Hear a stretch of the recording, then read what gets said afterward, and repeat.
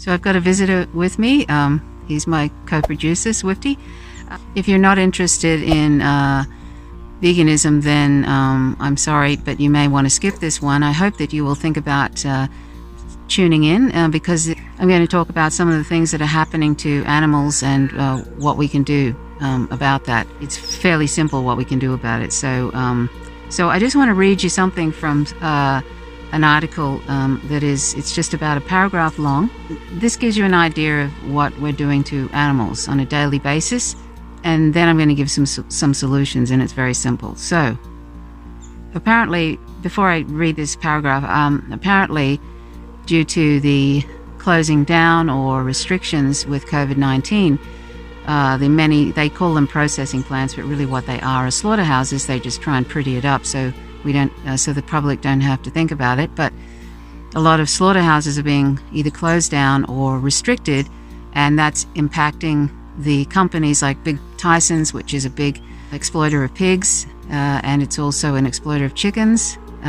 Smithfield's is a big exploiter of pigs as well. So those two huge companies who try to find the least problematic and most economically efficient way to exploit and to raise, to breed pigs into existence, and then to slaughter them, they find the most economically efficient way, as in with any business, and that is, of course, through cramming as many animals into confined spaces as possible. And of course that includes the so-called quote-unquote free range, which also does the same thing and still calls it free range. Industrialized farming is everywhere, and they pretty it up calling it free range, but really it's cramming as many animals into spaces, maybe giving them a little bit more room and allowing them an hour out in the outside every day or something, and then back into the ammonia-filled cramped spaces. So, in other words, there's no such thing as non-abusive use of animals, and even if there were, it would still be wrong. Because there's a lot of shutting down of slaughterhouses during this COVID-19 pandemic, that means that they're losing money, and Trump has actually ordered in the US that they keep slaughterhouses open, which I don't know how on earth you could practice, safe distancing, but he doesn't care. But the thing is that a lot of animals that would normally they kill 2,000 pigs, I think it's every hour, 16,000 pigs every day. It works out to be that in one slaughterhouse, 16,000. Now, can you imagine that? They have very fast-paced slaughterhouse lines, and that means, of course, in a general running of a slaughterhouse, hardly there are a lot of pigs who don't get, quote-unquote, rendered unconscious, and the methods that they use, whatever that is, and they often get boiled alive. That's a common thing in slaughterhouses where pigs are being slaughtered. They get boiled alive, about 1 million a year in the US. That happens to. That's at least 1 million. There are other ways that are supposedly also called humane. This is humane. This is the normal runnings of a slaughterhouse. Another way is to take all the oxygen out of and they panic because there's only carbon dioxide in the air, and then they die of asphyxiation. So you can imagine how humane that one is. It's no surprise if that's the normal runnings of slaughterhouses, then this would be something that they would do if they have an excess of pigs that they can't slaughter. They're going to want to get rid of them in the most economically efficient way, and there are a few million animals at least, pigs and chickens. Like there's 2 million chickens that they can't slaughter. So what do? Well, this gives you an idea of what they do, okay? And I'm going to give you the solution to this. It's very simple. So Eisnitz said, the American Veterinary Medical Association guidelines for emergency killing, are extremely weak. For poultry and pigs, they allow animals to be killed by simply shutting off ventilation system fans. Heat or carbon dioxide may be added. The animals die of hyperthermia, baking, and suffocating over a period of several hours. Now, I just want you to imagine that, right? They shut off the ventilation system, and then heat or carbon dioxide may be added, and then the animals die of hyperthermia, so they're overheating, so they bake alive, and they're suffocated over several hours.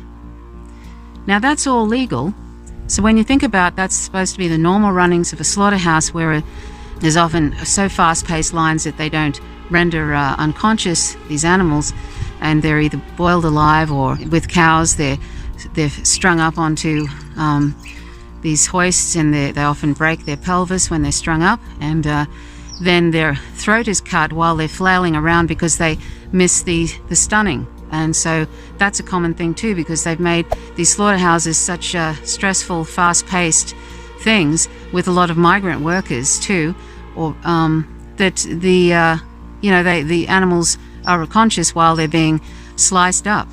And then you have people running around on slaughterhouse floors cutting animals' throats that weren't rendered unconscious. So it's a horror house normally. But then you have this, where there are animals now who are in excess. They're sort of like that, they're just languishing around, and then they haven't gone to the slaughterhouse. So now they're killing them in these sort of ways of baking them alive and suffocating them to death over hours while they're all panicking. Can you imagine what a hellhole that is? And this is, totally legal. And why is it legal? Because our society views animals as resources. Our society views them as things, as property.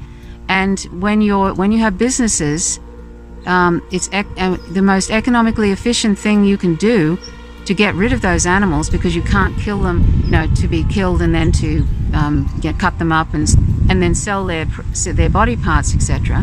When you can't do that, you're left with all these animals that you have to kill, and you can't do it that way. So they'll just bulldoze them all into a huge hole and cover them up and bury them alive. Or this is all in America, they've done this, and it's done throughout the world. When there's a pandemic, if for the H1N1, they used to, there was awful things done to chickens, like filling the room full of, I don't know, there was something where they were spraying them with fly retardant, basically suffocating them with, substances, and it's appalling, right? But this is all legal and all normal. Now, I just want you to imagine all those animals are sentient, and just imagine, say, the dog whom you love, or the cat whom you love. Imagine your cat or dog was put through that. Firstly, put through the normal runnings of a slaughterhouse, which is terrible. It's not an aberration what goes on there, what I've described. And then imagine having them in a situation where they're baked alive, basically, and suffocated at the same time. I mean, can you imagine that? There's all these laws about, people abusing dogs and cats, and again, animal cruelty laws and stuff. And that's one set of rules for a group that is also considered property, no matter how much we fetishize them.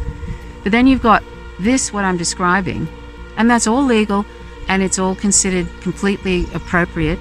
This emergency killing and guidelines for emergency killing, and that's completely legal. And do you hear anybody complaining about it?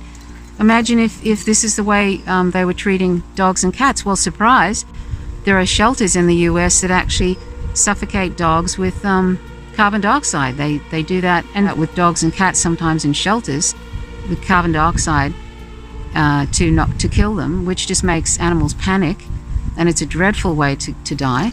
But it's also used in Australia, and it's used elsewhere in the world, putting carbon dioxide into areas to kill pigs and other animals, and that's considered controlled atmosphere killing, and it's supposed to be more humane than the already existing dreadful horror story that there is of the various methods that they use to kill animals in slaughterhouses.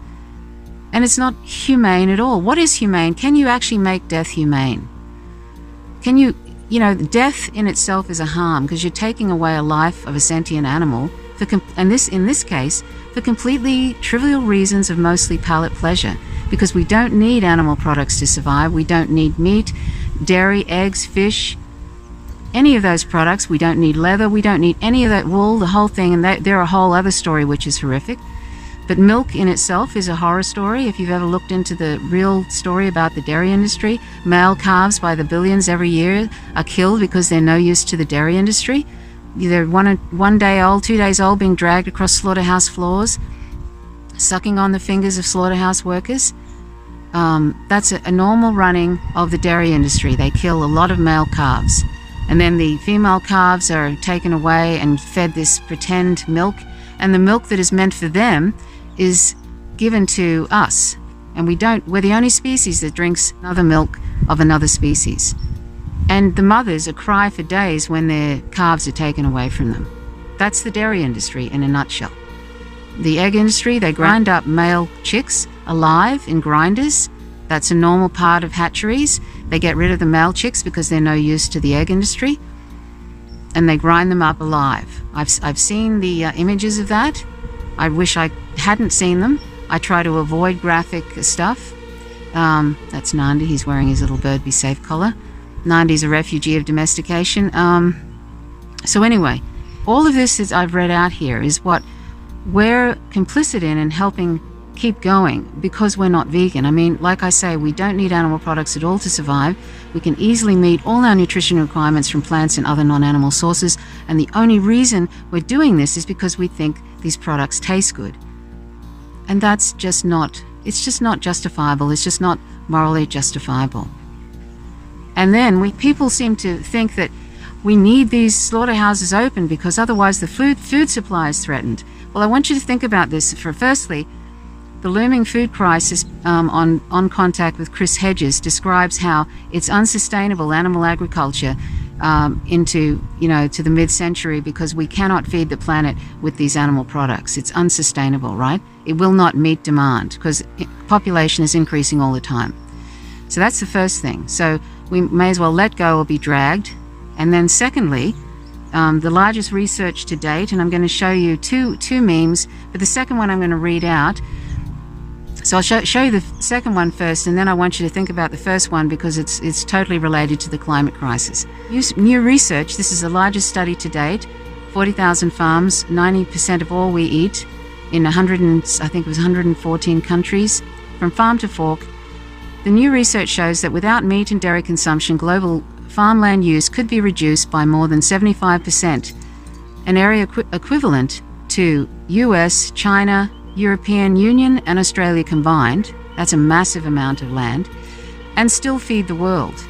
Loss of wild areas to agriculture is the leading cause of the current mass extinction of wildlife. So basically it's saying the sixth mass extinction. So, if we did not have animal products and we did not use this tremendous amount of land, imagine how much land we would have left. But even without that land, we would still be able to feed the world with plants, basically. This whole thing of, we need animal agriculture to feed the world is an absolute nonsense. In fact, it's a ridiculous way to provide food for people. And I invite you to watch Cowspiracy, the Sustainability Secret, and that will explain all of that, what that means. Cowspiracy, the Sustainability Secret. And please note, any external links that I provide on my podcast, Faint Signals from Vega, I don't necessarily endorse every opinion of theirs or future or past, but they have some valuable information. Okay, so, and I got this paragraph from, it's called, "In 1 month, the meat industry supply chain broke. Here's what you need to know," and that's from the Washington Post. So I'll leave a link to that because it's an interesting read. Unfortunately, it mentions Bruce Friedrich, who is an animal welfare promoter, and as I've mentioned in past videos, animal welfare is a nonsense. There's no such thing as humane use of animals, and even if there were, it would still be wrong because they're sentient and we don't need to use them. Anyone who's promoting animal welfare doesn't really understand the issues, really, no matter how long they've been involved in it. Anyway, I have to go because it's just starting to rain. So please consider going vegan. We don't need to be involved in this tremendous violence. We don't need to be involved in the destruction of the planet or in world hunger or any of this. We don't need to be involved in all of that. We just need to go vegan for peace, for other animals, most importantly, and for the planet. And it's very simple, and it'll be one of the best decisions you make in your life. So please consider going vegan. Check out my vegan resource in podcast form. It's called howtogovegan.org. I think you'll find it very helpful, and it's got some really interesting links in there. So thanks so much for watching.